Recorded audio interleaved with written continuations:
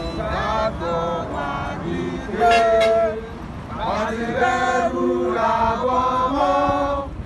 Ká ṣiṣẹ́, ká ṣiṣẹ́, ká ṣiṣẹ́ ká dọ̀la.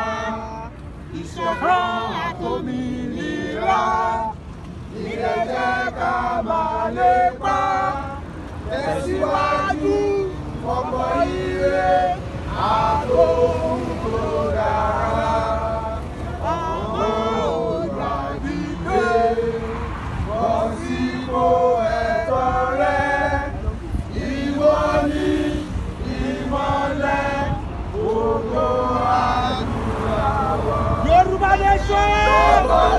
Yorùbá nation! Yorùbá nation! Osa! Osa! Osa!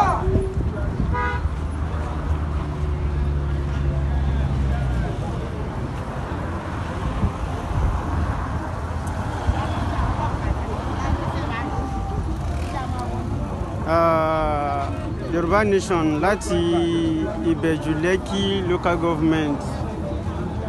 A bẹ̀rẹ̀ awareness wa ní èní on the 18th of September 2024, ọjọ́ kejìdínlógún oṣù kẹsàn-án ọdún 2024. Ẹ fi ẹ̀ẹ́dẹ́gbẹ̀yẹn lẹ́nu a máa ṣe síta ọdún 2024. So ní dédé aago kan 1:43, aago méjì ó kù ìṣẹ́jú mẹ́tàdínlógún. So